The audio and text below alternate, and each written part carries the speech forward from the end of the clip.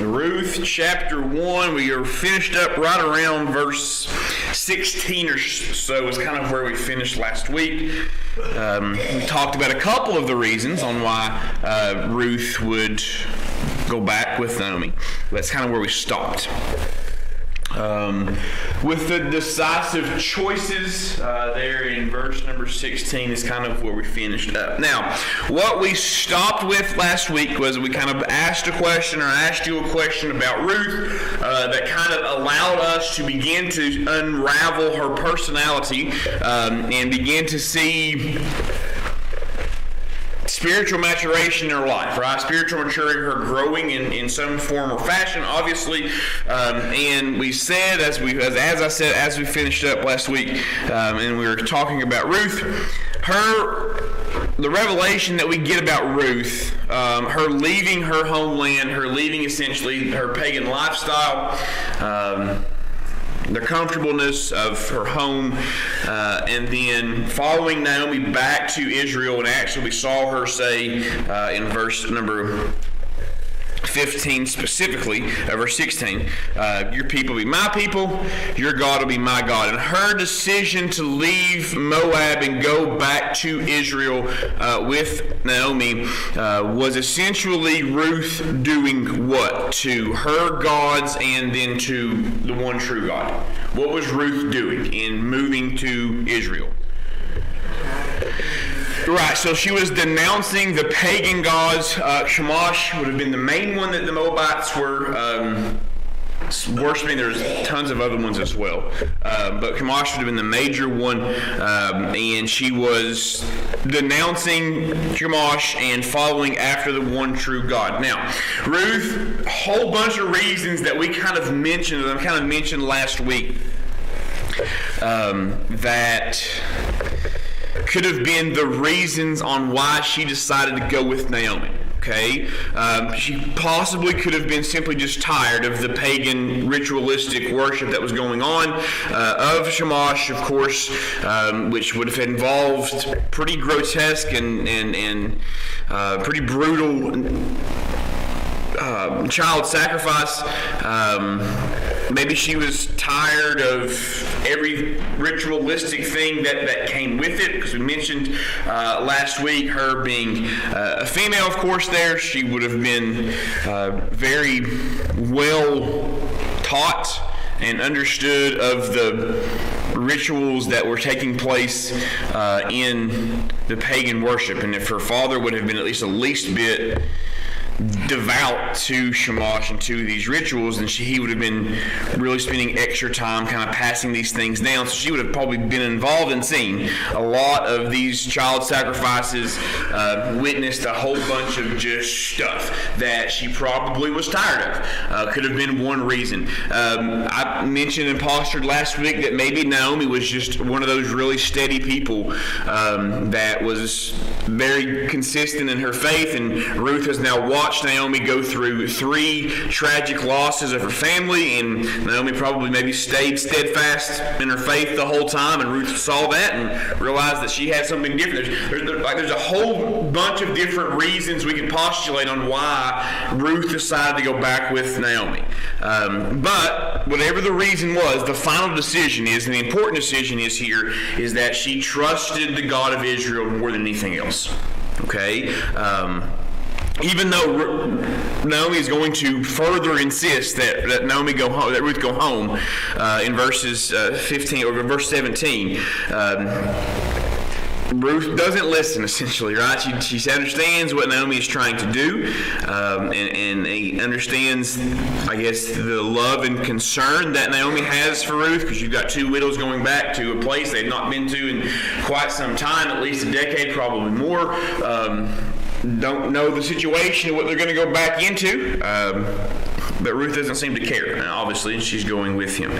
Now, the trip home is not going to be easy either, all right? So let's jump down to, let's go to verse 18. verse 17, just before, Ruth is kind of telling Naomi, where you die, I die. Where you go, I go.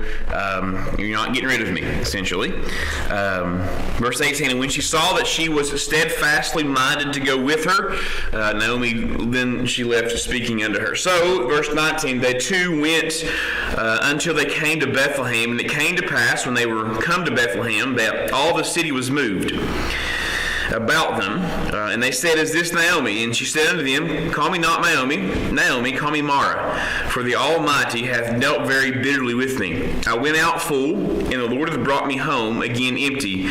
Why then call ye me Naomi, seeing the Lord hath testified against me, and the Almighty hath afflicted me? So Naomi returned, Ruth the Moabitess, her daughter-in-law, with her, which returned out of the country of Moab, and they came to Bethlehem in the beginning of the barley harvest. So this trip back would not have been easier, much easier than it was. At least 10 years, at least a decade has passed now on Naomi, considering also the emotional distress that she has probably been in as well. And moving through the mountains of Moab, through the hot, humid Dead Sea basin as well, which would have been about 1,200 or 1,300 feet below sea level. Then they would have been traveled back up the mountains, the Judean mountains, to Bethlehem, which would have been about 3,000 feet above sea level. So you're looking at almost a mile changing of altitude as they were traveling. And all in all, it would have been about 50 miles by airplane, right? No, by foot, right? Or maybe a donkey, probably not, more than likely they walk back. So that would have been quite the trek, right? For Naomi, who was much older, and Ruth as well, making sure her mother-in-law was okay. So this has been a pretty difficult journey for them to get back. And when they finally got to Naomi, or back to Bethlehem, Naomi returns to Bethlehem, and Naomi is translated as, do we know? You might not. It's just kind of a famous one. I thought you might know. Naomi is translated as, or means pleasant. Okay, so Naomi means pleasant. So Naomi, whose name means pleasant, suggests now that the people who see her, and I think there's some telling things here in verse number 19, that she walks up onto them and they look at her and think for a second, I should know you. Is that Naomi? Is that you? And I don't think it was oh, hey, you're back. I think they kind of didn't know, because the years had been hard, right? I think the years had been hard here on her, and they didn't really fully recognize the same pleasant woman. You can imagine going through that trip twice. Tougher life there in Moab, all things she dealt with. You can almost see the weathering on Naomi's face has taken place over 10 years. Okay. And I think they didn't really fully recognize her. They thought it was her, but they weren't sure. And that's what we see there when they're asking this. And then Naomi kind of alludes to this as well, right? When she says, don't call me Naomi, which is pleasant. I would now want you to call me Mara. And Mara is translated as bitter. Okay, Mara is translated as bitter. Her journey in pagan Moab had exacted quite a toll on her, and she had gone out full. God brought her back empty. Right? She had left and gone full. God brought her back empty. Naomi, of course, here could not see the future, but God's gracious moving behind the scenes here is beginning to take place. Naomi does not seem like somebody who's fun to be around, right? Anybody who I've seen in 10 years and you go, hey, that's you? My name's Bitter now, right? You can kind of see the presence that she has. She doesn't seem... She's a hateful old woman, right? We all know a couple of those hateful old women. Naomi has now none of you all are that. It's not what we're saying, but we all know those hateful old women. Naomi has become one of those, right? Get off my lawn. Life is terrible. I've been dealt a bad hand. Nobody be around me. I don't want to talk to anybody. Just we all can kind of see the type of presence that she is putting off. Okay, which even goes further to show the sweetness of Ruth's spirit, right? I think it goes even, maybe sometimes don't mention it, like, Naomi stinks to be around right now. Like, she's just not fun to be around. And you can kind of imagine that. And Ruth still, right, has every opportunity to say, okay, I tried, I did what I could, but you have gotten so bitter and so don't want to be around you anymore that she could have stayed. Nobody would have blamed her.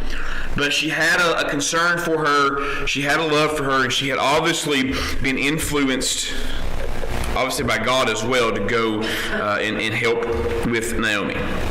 Okay, so not an enjoyable person to be around.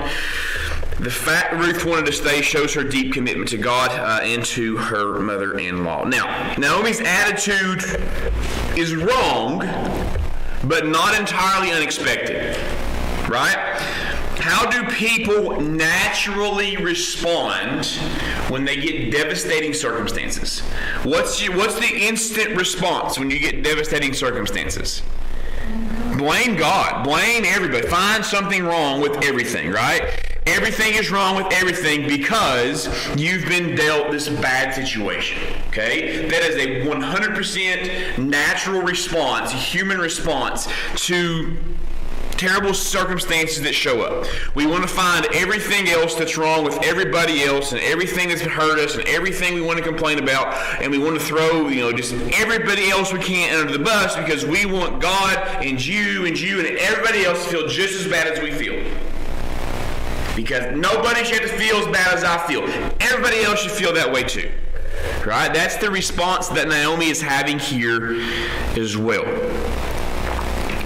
So the natural one, anger, depression, despair, anxiety, all these things have kind of shown up. Now, what Naomi has gone through stinks. It's awful, right?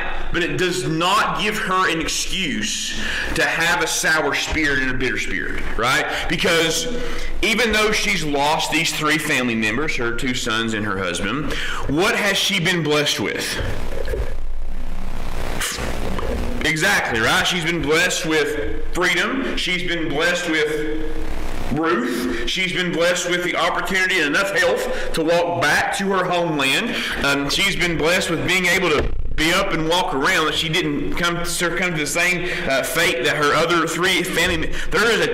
We can talk about all the bad things Naomi has dealt with, but what we also need to talk about is all the good things that Naomi has been blessed with as well, okay? And Naomi hasn't seen it that way, but it's important for us. First application, first lesson for us as Christians today. Hey, you know what? Sometimes life stinks. It does. Right? We don't want to have to deal with the things that we have to deal with. We don't like feeling upset or anxious or depressed or in despair because we've lost a loved one, or we've got a bad doctor's report, or a family member's got a bad doctor's report, or somebody's passed away. There's things in life that are just absolutely terrible, and we don't like them, and it makes us feel really bad. But it's important for us as Christians to always remember God has greatly blessed us and will continue to do so. Yeah, there's going to be trials. There's going to be seasons that are no good. But God is still taking care of us. He is still meeting our needs. He's still allowing us to stand up and get up in the morning and take a full deep breath of air and be able to walk around or move around or get to church or just be able to get up and get to the house or whatever it is. There's always something that God God is blessing us with. Just the fact that he allows to give us another day is a blessing that we inherently don't deserve. But he's giving us these blessings anyway, even in the midst of these really bad things that are going on. We have to be able to alter our focus in the difficult times to realize that, yeah, this stinks. I don't like it. It's no fun. But God is still on the throne, and God is still blessing me over abundantly more than anything I could possibly ever deserve. Right? Naomi's not there. She's not seeing that yet. She's going to. She's going to get there. But there's so many little things that God has allowed to take place in Naomi's life. And she's old Miss Sourpuss on the back of the chair, right? All humped up and her arms crossed, and probably got her quilt that she knitted over top of her. And she's mad at the world, and she can't see the blessings that God has put in front of her. We have to be able to see the blessings that God puts in front of us. We've talked about trials and talked about difficult times, and sometimes God's got to correct, but he still blesses. And then sometimes bad things just happen, but he still blesses. And we need to be reminded of that and need to remember that as well. Right? Reading a story with, I know I do this every week. I come up with some story with the girls, and I apologize, but that's just the season that we're in, right? So we're reading through the Bible, and we've done it a couple times now, our beginner's Bible, and there's a story in there that let the little children come to God, right? And then the one after that, I think, is, I can't remember exactly. Anyways, it goes into God, Jesus essentially telling the multitude or whoever that do the birds worry about where the food's coming from? Do the flowers worry about the fact that they have their petals? Right? Does nature worry about these things that sometimes bog us down? The answer, of course, to that is no. And if God's going to take great care to make sure that the cardinals that are at our house have food, right, and that the flowers have their bloom, and the bees come in and pollinate them so they can continue to produce and continue to carry on, if God is dedicated enough to his creation to make sure those things are taken care of, is he not going to take care of his pride and joy, right? The very last thing he created, which is us, his pride and joy, that we obviously we can get into a whole other discussion about that we don't deserve to be that, but we are. Is he not going to make sure we are cared for as well? Absolutely. Even in really bad seasons, God is still there. It's important for us that we remember that. Chapter number 2. Go ahead, Chad. All right, so we've got desperate circumstances, decisive choices, and now we see chapters 2 and 3 here of the book of Ruth, and we see Ruth's life here in the promised land. Now, first 3 verses of chapter 2, we see Ruth's resourcefulness. Okay, Ruth's resourcefulness. Let's read the first 3 verses here. And Naomi had a kinsman of her husband, a mighty man of wealth of the family of Elimelech, and his name was Boaz. And Ruth the Moabitess said unto Naomi, Let me now go to the field and glean ears of corn after him in whose sight I shall find grace. And she said unto her, Go, my daughter. And she went and came and gleaned in the field after the reapers, and her hap was to light on a part of the field belonging unto Boaz, who was of the kindred of Elimelech. Now, we've said this from the beginning. The book of Ruth got a lot of lessons, but at its core, it's a what? It's a love story, right? This is a love story. So we've got first part of the Hallmark movie. You meet mom and daughter-in-law, and things are not going great, right? And you meet first part of the Hallmark movie, and then like 20 minutes in comes like Mr. Fabulous, right? That's what's happening here. So in chapter 2 of this biblical Hallmark movie, here comes Mr. Fabulous. This is Boaz, okay? And I don't know if any of you all have seen Hallmark movies, but it's usually like, in comes Mr. Fabulous, the damsel in distress and Mr. Fabulous, they meet, and then there's this courtship that goes on for a while, and then there comes a point like, Mr. Fabulous does something bad, or there's always a moment in which they go away for a while, right? But in the end, what always happens, right? The last 10 minutes, he comes back to the airport, or he's walking through the cornfield, or whatever it is. There's a lot of that goes on at my house. I can tell you every plot to every Hallmark movie that's ever been made, and yet, for some reason, hey, we watch every one of them at the house. It's the same things going on here, right? So Mr. Fabulous is Boaz. Here he is. We see him. We realize quickly some characteristics about him. Number one, he's what? He's wealthy. Okay, he's of the family of Elimelech, which is going to come into play a little bit later on, and a mighty man of wealth, and had a kinsman of her husband, and he obviously, we know this is harvest time, he obviously has some fields here that he's in charge of, okay? So we begin to see Ruth's resourcefulness here. They're back, Naomi and Ruth are back, and they're 10 years away. You know, there's some distant family there, yes, but the person who would kind of be making the money's passed away, the dad. The next source of income would have been the first son. He's not be able to do anything. He's passed away, so that would then fall to the second.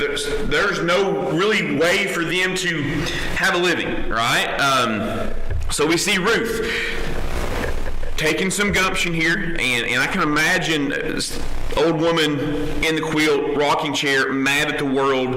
What are we going to eat? You know, how are we going to do all? Nobody wants to help me, right? I don't know why we came back here. I've got family. They don't want to talk to me. And Ruth is probably running around trying to scrounge stuff. And she comes up with the idea here. Let me go glean, right? Let me go out and glean. And we all know what gleaning is after the harvest came through, there would be some stuff left over, right? Some stuff that they didn't get, some smaller stuff or stuff that fell by the wayside as they were putting it in the carts. And she was out gleaning up those ears of corn, picking what was left over, just the scraps, so they would have something to be able to eat, okay? We see Ruth, though, asking permission of Naomi to do this. Right? She asked permission to go and glean the grain where she might find a willing landowner. And Naomi, yeah, that'd be fine. Probably makes it, yeah, go ahead, right? So Ruth, though, just happens to show up in Boaz's field.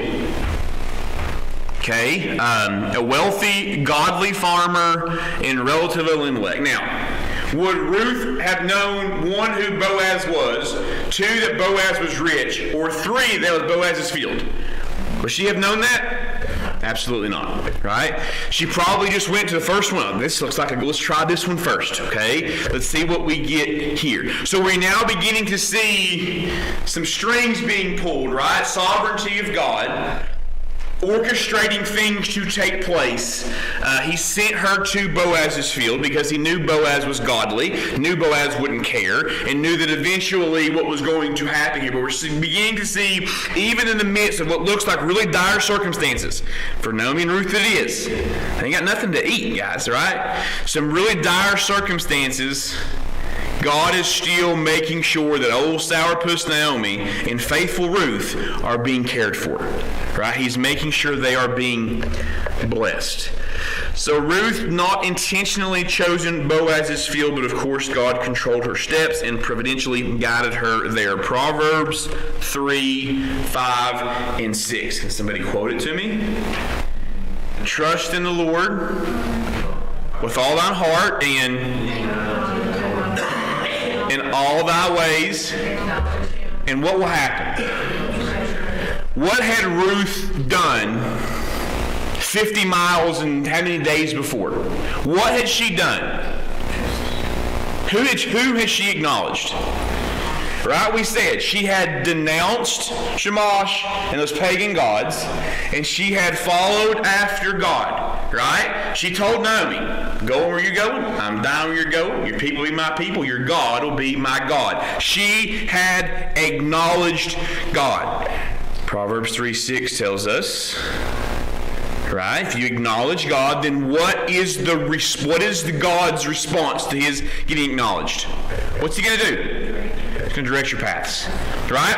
And there's no more greater evidence of this than what's taking place in Ruth's life. We just finished chapter 1 with her saying, "Your God, my God, God of Israel, I'm following after him." And then we see her knowing nothing about the country, not knowing anybody at all, having no concept of who owns this field and who owns that field. She's just trying to find something to eat. And we see God literally taking her by the shoulders and pointing her in the direction, in the path that he wants her on. All it took was a little bit of faith. All it took was a little bit of faith on the part of Ruth. And he now is directing her step in a very, very critical time. Verse number 4, all the way down through chapter 3, and we're gonna, this is just one whole thing. They want me to run through this pretty quick, okay? I'm not going to. We're gonna go through this verse by verse like we always do. But now we begin to see the romance. Okay, now we begin to see the portion here of this Hallmark movie in which these two people become star-crossed lovers. Okay, and we see God orchestrating all of this as well. Verse number 4. And behold, Boaz came from Bethlehem and said unto the reapers, The Lord be with you. And they answered him, The Lord bless thee. So here comes Mr. Fantastic, right? And Mr. Fantastic is pretty fantastic. When he shows up and talks to his employees, okay? Boaz is in charge. The reapers here in verse 4 would have been the guys going out reaping the crop, doing the picking here of the grain, okay? How does he, our first introduction of Boaz here, he's talking to his people that he is in charge of. How does he address them? The Lord bless thee. Exactly. He comes unto the people that is underneath him and says, The Lord be with you. God bless you, right? That's essentially what he's saying here. I hope the Lord blesses you, or may the Lord bless you today. How many bosses have you had in your life that showed up and the first reaction that you have with them is, God bless you, have a good day? How many bosses have you worked for that's done that? Okay? Not many. Really, not many. But we see the character here of who Boaz is, right? So this is Mr. Fantastic in the story, and we see him. He is absolutely fantastic here. He greets his workers with, The Lord be with you. And then they, in turn, say what? The Lord bless thee as well. There's a whole lesson you can do here on servant leadership and how Boaz got the respect of his workers because of the way he treated them. Right? There's a book. I'm sure there are books that's written on just the way in which Boaz is interacting with his employers. Okay, and the people that are underneath him. But we see them responding in the exact same way. Verse number 5. I won't go too far into this. Then said Boaz unto his servant that was set over the reapers, Whose damsel is this? And the servant that was set over the reapers answered and said, It is the Moabitish damsel that came back with Naomi out of the country of Moab. So Ruth is obviously out in the field. They're either done for the day, maybe they're on break. Maybe she's there early in the morning before they get started to say, whatever the case may be. But we see now, right, the moment here in the movie where Boaz looks out and sees this woman out picking up the grain that is left. And he turns to the foreman, the guy that's in charge, and with a twinkle in his eye, right, says, Who is this beautiful woman that's out there in the field? Okay? And then we begin to see that just like every town, people have been talking a little bit, right? There's been some communication amongst the town folk here because we see that the foreman looks at Boaz and says, Oh, you know her. That's the Moabite woman that came back with Naomi. They're back in town now. And you can kind of imagine Boaz as we finish up today, and I want to leave this in this way.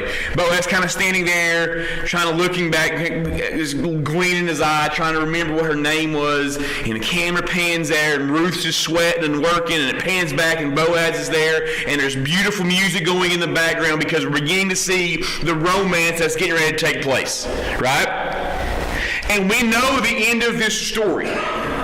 We know that eventually Ruth and Boaz marry, and they have a family, and it's a beautiful, happy ending. But I think it's going to be important for us to remember, none of this happens. None of the book of Ruth happens. We don't see the eventual line that is coming from Ruth and Boaz. We don't see the story of romance in Ruth and Boaz. We don't see an old bitter woman have a change spiritually like we do in the book of Ruth if Ruth isn't faithful. Right? It's because of Ruth's faithfulness and her steadiness and her seeing a problem and seeing a need and being so consumed with the concerns of other people that we can look at the book of Ruth and see the lessons and depictions of things that we need to be doing in our lives. And it was simply just because of one pagan woman's love for God. Imagine what a church full of people like Ruth, how they can impact their co-workers, their unsaved family members, the kids they bring in on Wednesday night for Awanas, the people that they're involved with every day. Imagine what a church full of Ruths can do to an extended community. And it's going to be fun to talk about Ruth and Boaz. I like to play it up and talk about how it's Hallmark, because it is. But none of it happens if Ruth doesn't look at God and say, I choose you. And she does it over and over and over again. We got to continue to choose God like Ruth did. Let's pray. All right, Heavenly Father, Lord, we thank you so much for the story of Ruth and Boaz, for Ruth's faithfulness, how you blessed her because of it, and then the great story that we got out of it. Well, I pray we never forget how much you love us, how much you care for us, and how much you desire us to choose you over everything else. Bad days, bad situations, terrible news, bad doctor's appointments, family members passed away, lost a job, cancer treatment, staring down the barrel of those, loved ones are sick, dealing with all kinds of stuff. You still want us to choose you. Because if we're acknowledging you and if we're choosing you, then we can have faith in knowing that you're directing every step of the way. Lord, I pray that we make conscious decisions to be like Ruth. I pray for Pastor Rob as he comes here the next little bit as well. Would you keep us attentive to the word you have for him this morning.